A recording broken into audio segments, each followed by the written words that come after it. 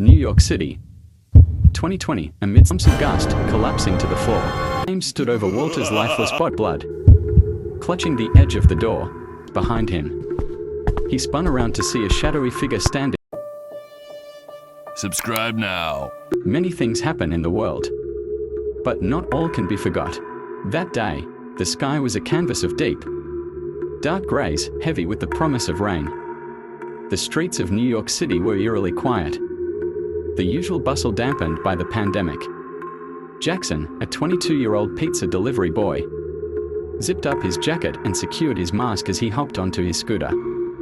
The address for his last delivery of the day blinked on his phone screen. An upscale apartment on the Upper West Side. As he made his way through the deserted streets, the sun dipped lower, casting long shadows and deepening the gloom. Jackson couldn't shake the feeling that he was being watched. He glanced over his shoulder but saw only empty sidewalks and shuttered shops. When he arrived at the apartment building, the doorman gave him a weary nod and directed him to the elevator. Jackson pressed the button for the penthouse suite and waited, the silence pressing in on him. The elevator doors slid open with a ding, revealing a plush hallway with thick carpet and tasteful art on the walls. He approached the door and rang the bell. No answer. He rang again, louder this time. Still nothing. Frowning, Jackson pulled out his phone and dialed the number provided with the order. It went straight to voicemail. Suddenly, the door creaked open. Jackson's heart skipped a beat as he saw a hand, smeared with what looked like blood, clutching the edge of the door. He pushed it open wider and stepped inside, calling out hesitantly.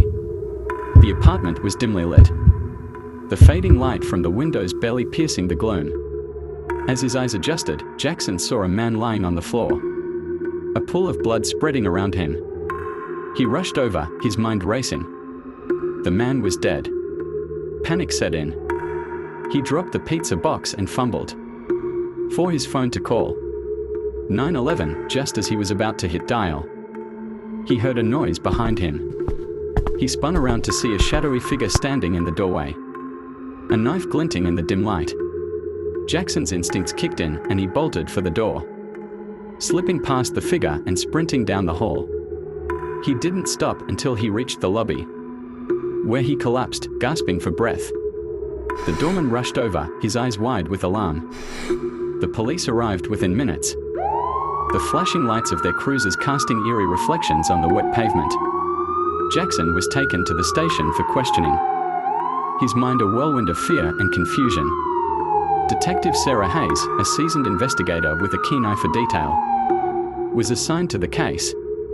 She listened intently as Jackson recounted his story, her face a mask of calm professionalism. When he finished, she nodded and assured him that they would get to the bottom of it. Over the next few days, the investigation unfolded like a twisted puzzle. The victim was identified as Robert Lang, a wealthy businessman with no known enemies. The penthouse was examined thoroughly, revealing traces of a struggle and fingerprints that didn't match Jackson's. Detective Hayes delved deeper into Lang's life, uncovering a series of shady business deals and a long list of disgruntled associates. The list of suspects grew, each more sinister than the last. Jackson, meanwhile, was haunted by nightmares of that shadowy figure and the blood-stained apartment.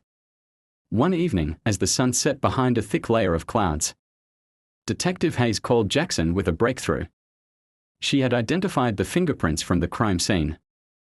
They belonged to a man named Victor Russo, a former employee of Lang who had been fired under suspicious circumstances. Hayes and her team tracked Russo to a rundown motel on the outskirts of the city. When they arrived, they found him dead, an apparent suicide. A note left behind detailed his hatred for Lang and his plan to frame Jackson for the murder.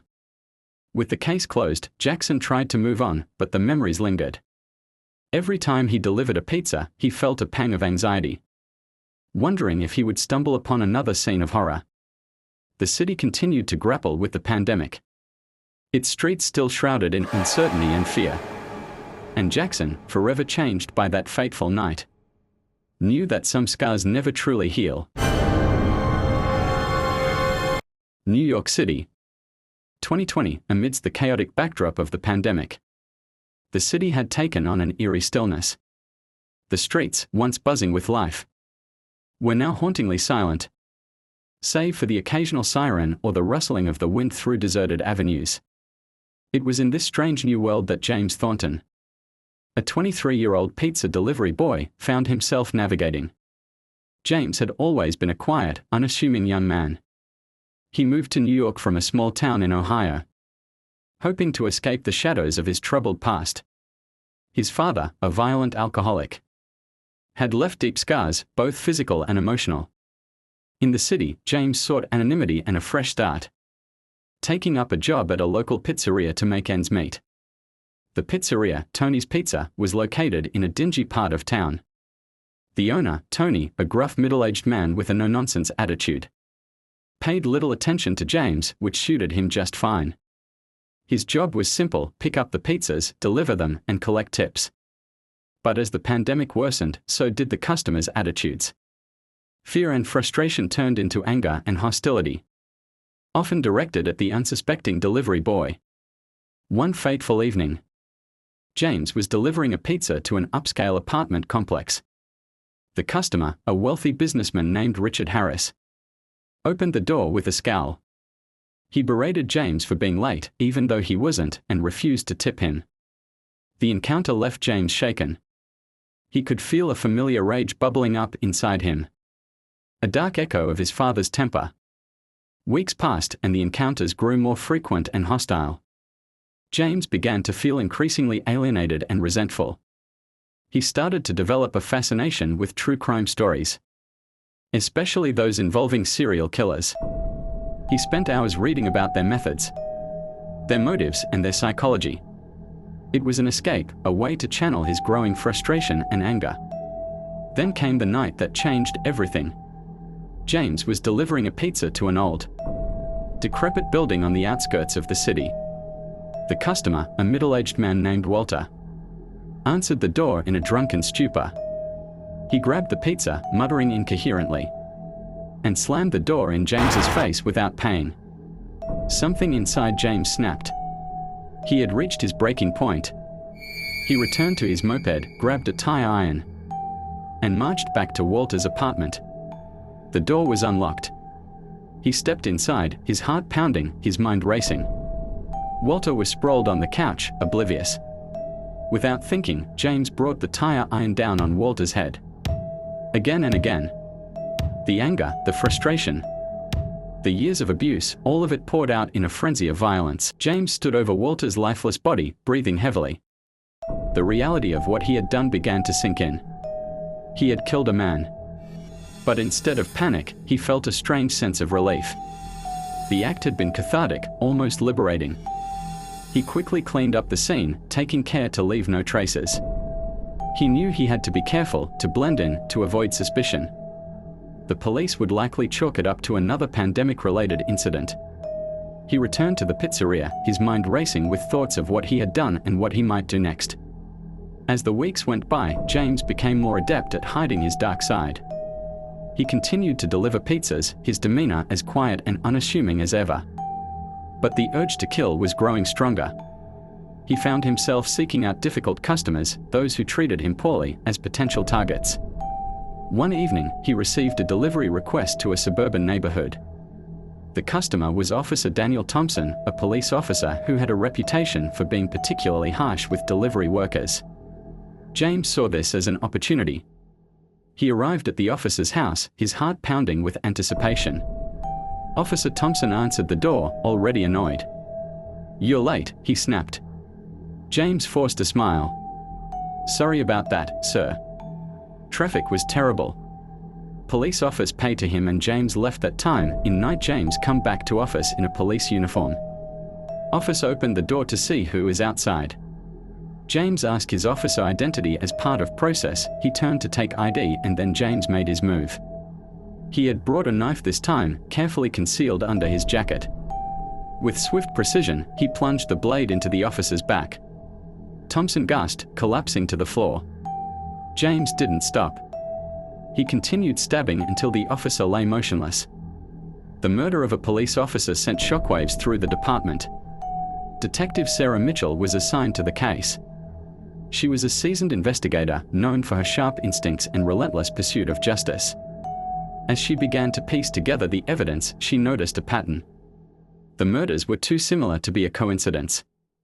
She discovered that both victims had recently received pizza deliveries. She interviewed the staff at Tony's Pizza, but no one seemed suspicious. James, in particular, was polite and cooperative. He even provided an alibi, claiming he was out on other deliveries at the time of the murders. But Detective Mitchell wasn't convinced. She dug deeper into James's background, uncovering his troubled past and his fascination with true crime. She started tailing him, watching his every move. James knew he was being watched. He could feel the detective's eyes on him, her suspicion growing. But instead of fear, he felt exhilaration. The chase was on, and he relished the challenge. One night, as James was about to make another delivery, Detective Mitchell confronted him.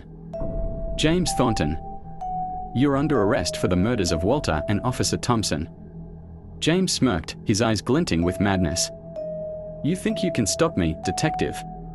You have no idea what I'm capable of." A struggle ensued. James fought with a ferocity born of desperation. He managed to overpower the detective, pinning her to the ground. He raised his knife, ready to strike, but hesitated. For a moment, he saw his reflection in her eyes, a monster, born of rage and pain. In that moment of hesitation, Detective Mitchell seized the opportunity. She fought back, using her training and experience to gain the upper hand. With a final, desperate effort, she subdued James, cuffing him and calling for backup. James was arrested and charged with multiple counts of murder.